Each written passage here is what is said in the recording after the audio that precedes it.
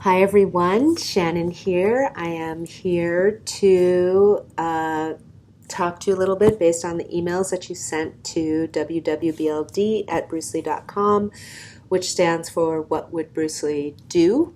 And I purposefully called it What Would Bruce Lee Do rather than What Would Bruce Lee Say, because even though I'm going to tell you some things that he said, one of the things that he was very good about was not just saying things, but also doing them, taking action. He really truly was a man of action, and as he said, action is a high road to confidence and self-esteem. And it really helps you to build strength if you action through the things that you say and the things that you think, and the plans that you make. So thank you so much for sending so many just beautifully vulnerable and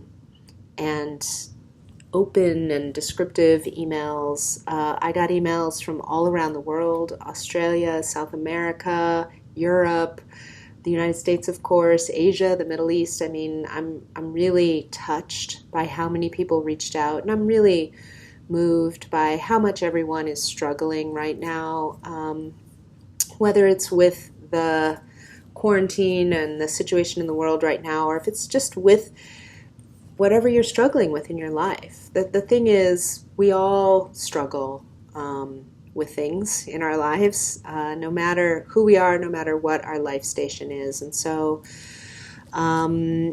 these words and my father's wisdom are really helpful, I find, no matter what's going on. But certainly right now, where we are in such sort of unprecedented times and unprecedented circumstances, I just felt like his words could be a nice boost, a nice salve for our souls at the moment, and hopefully offer some guidance.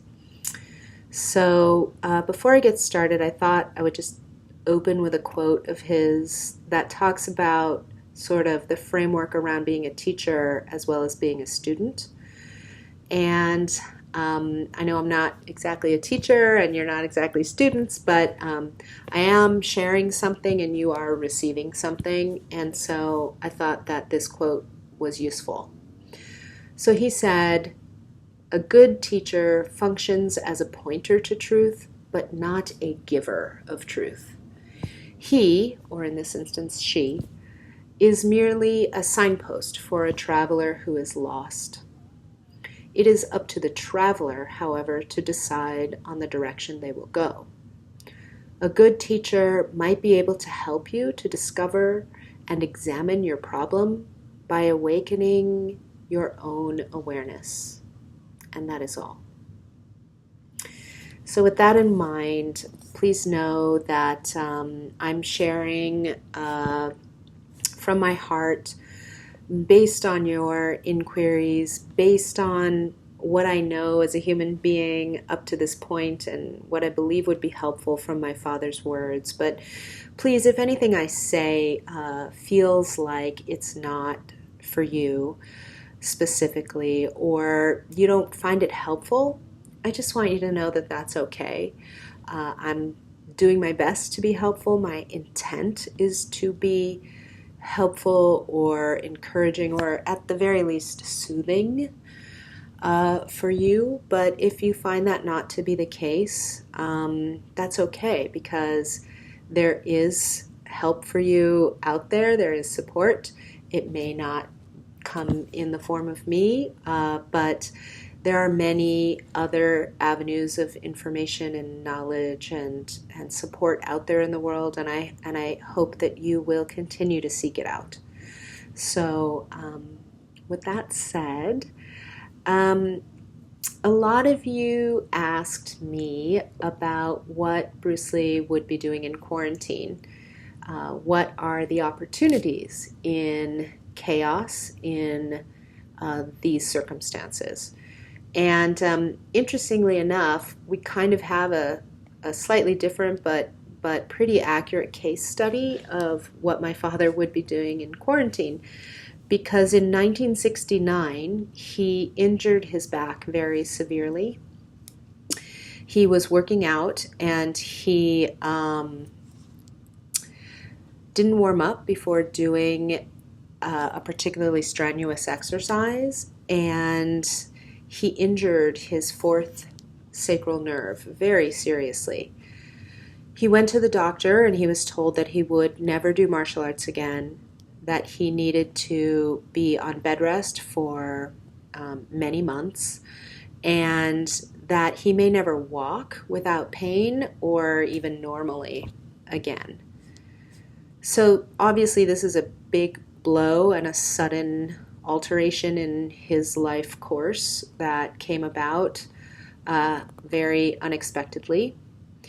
And he did experience having to be confined. He was on bed rest. Obviously it's a little different than the confinement we're experiencing at this moment, but he was confined on bed rest. He was not able to work. He was not able to support his family. And he was facing some potentially very devastating, potentially life-altering news and a prognosis. So what did he do in that situation? My mom always said that whenever my father was facing a huge upheaval or challenging circumstances, he would obviously be upset initially. That's the normal response, to be upset, even to go into fear. I know he's Bruce Lee, but he has had fears just like everyone else. He was a human being just like everyone else.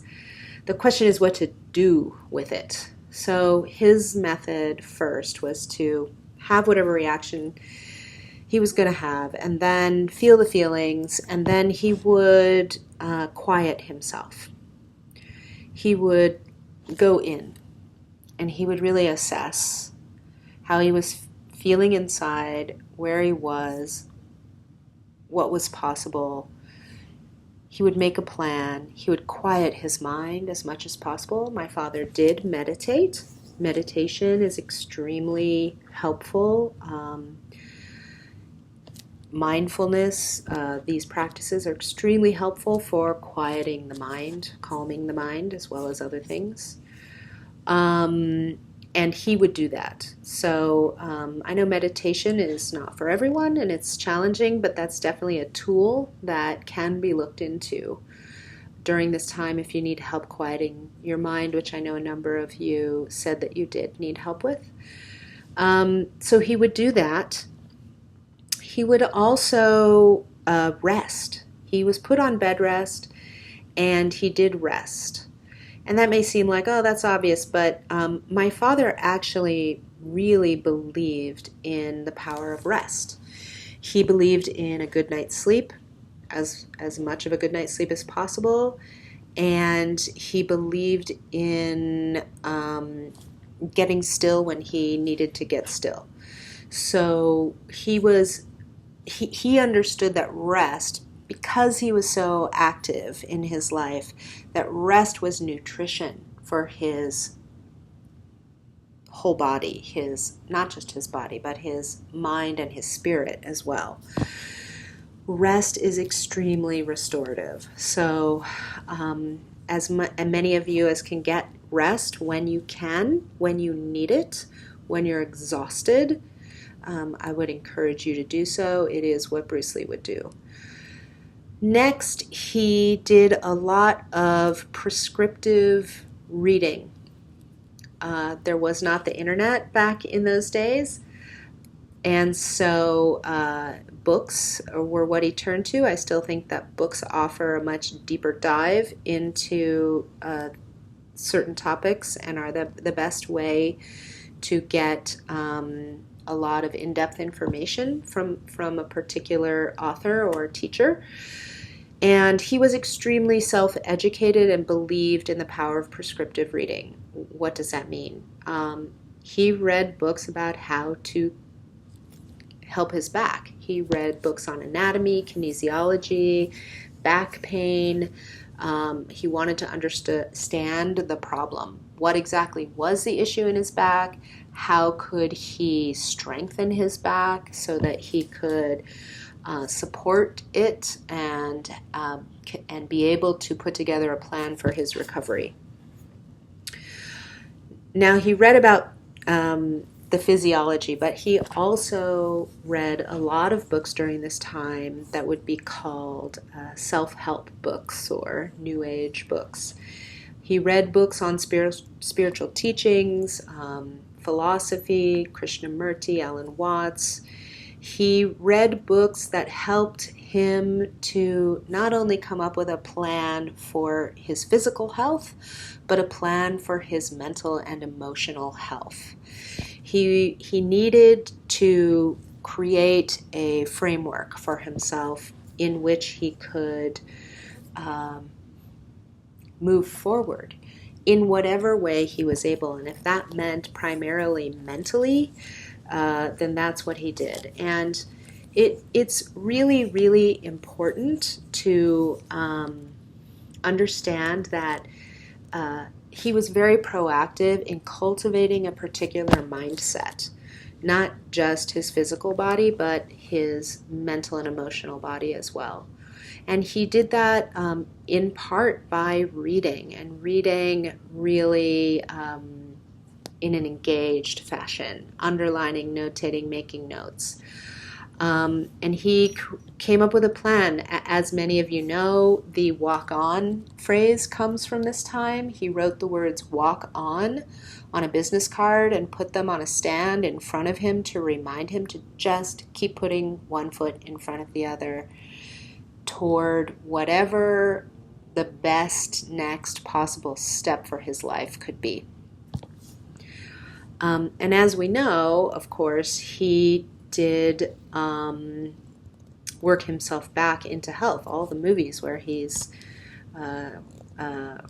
in such great shape and moving around so well were after his back injury. So he really wanted to investigate the problem, whatever problem that was, the physical problem or the mental and spiritual problems he was having, in order to come up with a cure, a prescription for his own recovery. Also during this time, he did what he could do. So he couldn't work out, but he could write. And so he pursued the things that he could pursue. He wrote many of his philosophical and creative writings during this time, as well as he started his volumes called Commentaries on the Martial Way, where he delved into his beliefs on martial arts and how he approached martial arts and how he trained and what he thought were the important things. And those writings became the basis for a number of books that are published today, such as The Tao of Jeet Kune Do and Bruce Lee's Fighting Methods, among others. So he used his time, but remember, because he liked to use his time very proactively when he was feeling up to it, he also rested well. These two things really go hand in hand.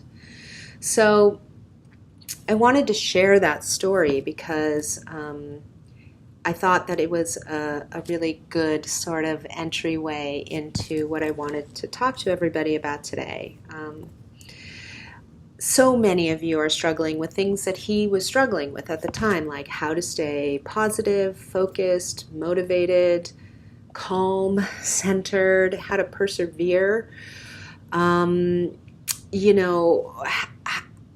to essentially face these obstacles that were showing up for him and which are showing up for you and for me and for everyone in our lives right now.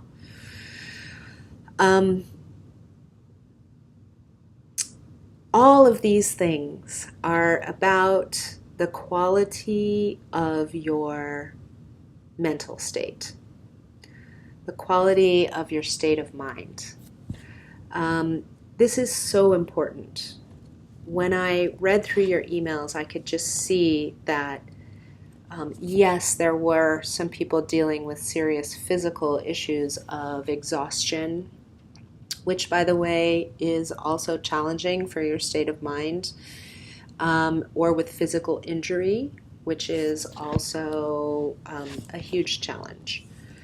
And but mostly, what everyone was struggling with was their mental clarity, their mental states. There was a lot of anxiety, there was a lot of fear, there was a lot of depression, and which, by the way, makes sense and which everyone deals with on a daily basis to some degree. Although right now, obviously, we find ourselves in really unfamiliar territory. And, I do want to just say something about familiarity. We have a default toward what we're familiar with, and even we have a default toward what's familiar in terms of our patterns of thinking. And so one of the things I want to talk to you about is training your mind, and that it is possible to train your mind, and that Bruce Lee believed in training the mind, and in fact very proactively trained the mind. And the point in training the mind, and this is a beautiful little gem that I got from my friend Kaylin, who's an amazing healer at Menla Healing, is that we want to create familiarities with new states of mind that are not our defaults, that are the states of mind that we want to cultivate, like calm and peacefulness, or joy, or discipline, or perseverance, whatever those are. So it's a very strong pull to go with what's familiar. And listen, right now we're in unfamiliar waters. We really have never experienced anything like this in our lifetimes. And it's throwing us into a state of fear and anxiousness, which is perfectly normal and which makes a ton of sense. And so one way to deal with that is to attempt to create a shift in the mind, right? And so, we talked just briefly about meditation, but it's about other things as well. It's about little shifts in perspective. And so I know there were a number of you who wrote to me saying that not just now, but in your whole lives, you have faced many obstacles. And some of the obstacles you have faced, from serious injury to abuse to huge financial insecurity and loneliness and major physical challenges, are a lot. They really are a lot. And I really got the sense from a lot of you that you're getting worn down, and you just want to know, when is it going to be better, and how do you keep going? And I just want to do a quick reframe quickly, because I feel that. I really feel that. But I also want to acknowledge you for what you have already overcome, what you have dealt with, that you have handled and made your way through all of these things up until now. Don't forget that. I feel like that is so important to acknowledge and see how much you have done, that you have made these heroic strides in your life. And I'm in so much admiration for that. And so I know it's easy to look back and see it as all the horrible things that have happened. But I also want to invite you to see it as all of the triumphs and just strength that you have had up to this point. And I really want to acknowledge you for that, and I hope that you can acknowledge yourselves for that, because it's really important. I think about where we are right now, and I think about like when I first got in the ring and started to spar. So I remember getting in the ring. My sparring partner was someone much bigger than me, much more skilled than I, and he came at me, and I just felt powerless. And fear rose up inside me, and desperation, and I just started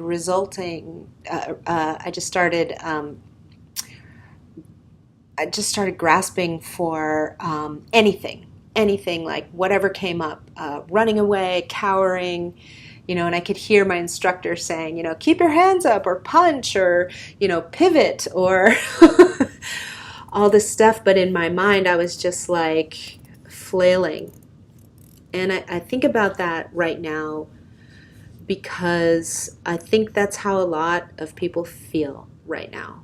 They feel like they're being overwhelmed by something bigger than them, more powerful than them, and they are powerless in the face of it. And on the inside, they're panicking. And that's perfectly normal, and it makes perfect sense. And I often talk about how being a martial artist was such a gift for someone with the mind and the soul that my father had, because being a good fighter is about maintaining your mental clarity and your technique and your ability under dire circumstances, somebody attacking you. And that's where mental training and cultivating a mindset of fortitude and a mindset of compassion and an attitude of positivity and all of that comes in. It's just like being in a major fight and being attacked and needing to keep your wits about you and keep yourself centered so that you can take on this thing that is coming at you. And, I know a number of you are out there fighting a serious fight. Like, I got a number of emails from people who are on the front lines, who are nurses, doctors, and first responders, who are exhausted and who are coming home and feeling like they just don't have it for their families. They're irritable and they're acting out in ways that they know aren't them being their best selves, but they can't help it because they're exhausted. And, first of all, I want to say thank you. Thank you for what you're doing for all of us and for the care you're providing for so many. And also I want to say, of course, yes, I get it. And so, something that popped into my mind was this notion of permission and forgiveness. You've heard this phrase, it's better to ask forgiveness than permission.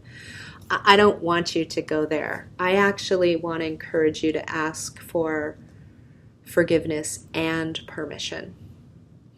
Look, we're not always our best, and sometimes we're just exhausted. And so when you act in a way that is unbecoming of you or not your best self, then just ask for forgiveness of your loved ones. Apologize.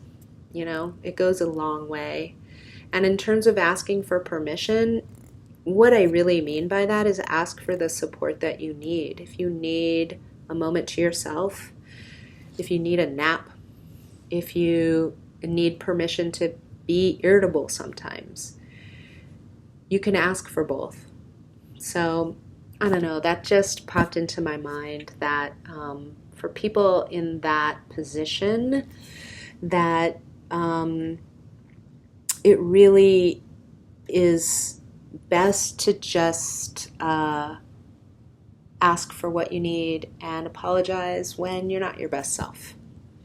So, and thank you again for all that you're doing. So we talked about that my father trained his mind. How did he do that? He believed in and used affirmations, positive sayings and reminders to help him remember and turn to whenever he needed a boost to put his mind in the right place. Things that are positive sayings about how he wanted to be. Sometimes I read something and it's just soothing to me. It just like brings me back down into a more calm state. So finding things like that that can nurture you or that can motivate you toward the things that you want and the way that you want to be. My father carried them around with him in his daytimer. So if you think it's cheesy or you think whatever, that's fine. Bruce Lee did it, and it really works, and it's part of your mental training. It's like lifting weights, looking at your cards, or doing that meditation, or tuning into a song or music that brings you back down to earth or that just soothes you. And so there are many tools out there. So many people right now in particular offering talks, offering free sessions, offering workouts, like whatever you need to set yourself right. But you have to look for those tools, and you have to make a training plan for yourself and really stick with it. Now that may sound aggressive, and for some of you that might be like, yeah, great. But then there's part two to this for me, which I also wanted to just add along with this notion of cultivating a particular state of mind or cultivating mental fortitude. And that is doing it in an environment of kindness.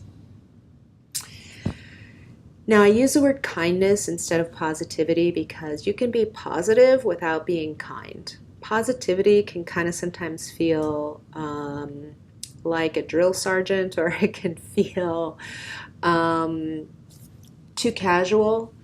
But kindness has a quality of care to it. And in particular, care for yourself.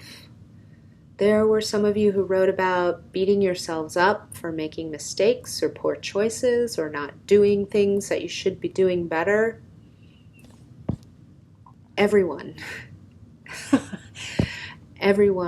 has these lapses. Everyone makes mistakes. And you should be kind to yourself in the process. Because like I said earlier on, you are trying. You are taking steps. And so cultivating an environment of kindness for yourself is just going to make it so much more soothing for you, so much more nourishing for you along the way toward what you're doing. So I really want to just say, that environment of kindness is important for yourself and of course for others too, because everyone is struggling. I wish I could share all the emails with you so that you could see how many other people are struggling just like you are. And those of you who have big struggles, there are lots of people who have big struggles, and those of you who have, not such big obstacles in the way, you're still struggling with, staying positive and focused and clear. Like, we're all struggling in some way, shape, or form all throughout the day. You are not alone.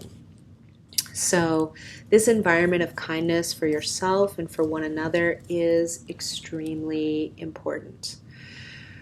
the quality of our lives is dependent upon the quality of our mental state, our mental and emotional state. So it's very important to be kind and to effort in kindness is really going to be the most nutritious way that you can move forward. The other thing I want to say, and this may not be a popular topic for all of you, is that my father also said, everyone wants to learn the way to win, but no one wants to learn the way to lose. And it's important to understand that we all lose. And it's when we lose that we get thrown, because we don't want to lose. And we lose all the time. We lose jobs, we lose loved ones, we lose friends, we lose ourselves sometimes. And it's important that if we can face up to these losses and fully experience them and fully be with them and fully learn from them, that is how our mental fortitude and our mental peacefulness and our compassion can really start to cement for us. Because it's in the losses that we struggle the most. It makes me think about what I was talking about earlier about having a sparring partner. These obstacles are your sparring partners. Everything that's happening right now, if you can frame it to look at it like these are your sparring partners. And your sparring partner is oftentimes and should be equal to you or tougher than you, so that you do get knocked down sometimes. But also they're there to show you what knocks you down so that you can consider what it might take to get back up and do better next time. So, I just want to tell you that even though learning to lose with grace doesn't seem like it's fun, it is something that will help to strengthen our spirits, to help us grow, to make allies out of mistakes and obstacles, such that we can train our minds to be able to have that fortitude we are looking for, so that we can, as my father described it, be like a cork riding the waves. He said, what you want to be is like a cork that rides up at the crests of the waves, but also in the troughs. It just stays on top of the water no matter where it's going. And I know we want to think of the ideal life as this like smooth, still pond. But, there's not a lot of growth there. And there's also not the highs, even though there are lows. And our human training ground is around learning how to ride the crests and the troughs of those waves and stay afloat. So now I'd like to end this by just reading you some words of my father's. I put them together for you based on all of these emails that I received and based on what I just talked about. I did make a few little alterations so that the words would flow together very easily and more prescriptively toward you who are listening. So if you want to just let these words wash over you. Hopefully they'll permeate. Hopefully they will soothe, maybe inspire. If you want to close your eyes and just listen, feel free, or if you want to keep watching. And please feel free to return to these words whenever you need. So here we go. Don't unknowingly let negativity, worries, and fear take you over. One who is possessed by worry not only lacks the poise to solve their own problems, but by their nervousness and irritability creates additional problems. Don't waste your energy on negativity. I have learned that being challenged means one thing, and that is, what is your reaction to it? How does it affect you? There are always obstacles, big and small, and the reactions we show to such obstacles are what counts, not the obstacles themselves. Your mental attitude determines what you make of it. Whether I like it or not, circumstances are thrust upon me, and being a fighter at heart, I fight it in the beginning. But soon I realize what I need is not inner resistance and needless conflict, but to readjust, to join forces with my circumstances, and to make the best of it. I've always been buffeted about by circumstances because I thought of myself as a human being controlled by outside conditioning. But now I realize that I have the power to command the feeling of my mind. Remember, it is not shameful to be knocked down. The important thing to ask when you're being knocked down is, why am I being knocked down? And what do I need to do to get back up and stay up? To understand your fear is the beginning of really seeing. So accept the facts, face them, detach yourself from the results, breathe, be ready to fight or to run, to win or to lose, and always, always be ready to laugh whenever you can, and take whatever comes. Success takes perseverance, and patience is not passive. On the contrary, patience is concentrated strength. The skillful person lets themselves be guided. Do not go ahead blindly, but learn from the situation what is demanded of you, and then follow. There is an active way of following, and your resolve must be softened by compassion.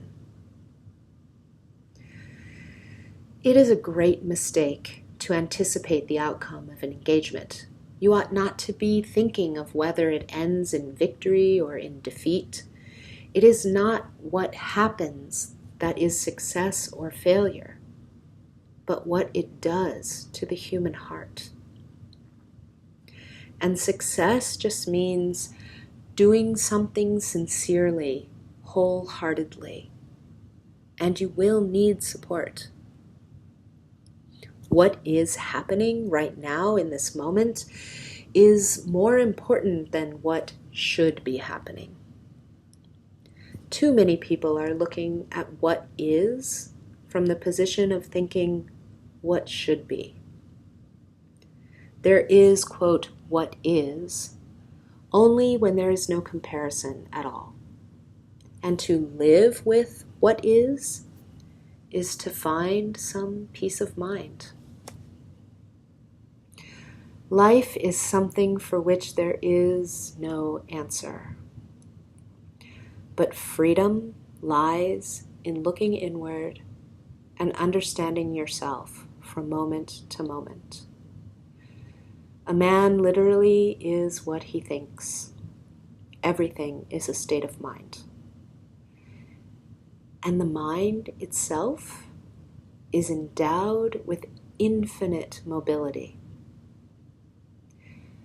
We start by dissolving our attitude, not by altering outer conditions. You are the master of your attitude. And optimism is a type of faith. And faith is a state of mind that can be conditioned. To free yourself, observe closely what you normally think about without condemnation and without approval. Just observe. That anxiety is the gap between now and then. To lessen your anxiety, stay in the now. And loneliness? In solitude, you are least alone. It is an opportunity to find yourself. You can make good use of this time. No one can eat and digest your food for you in order to give you the strength you need to live. It is something you have to go through and understand for yourself what you need. Each person must seek out realization for themselves. No master can give it to you. And no matter what, you must let your inner light guide you out of the darkness. Remember, it is not what happens that is success or failure, but what it does to the human heart. I wish you all so much love. I wish you all so much strength and peace and compassion and kindness and perseverance and discipline and effort and all of those great things, but mostly love and care. I see you. You are not alone. And hopefully this was helpful to you. And if it is, we can do more. Thanks, everyone.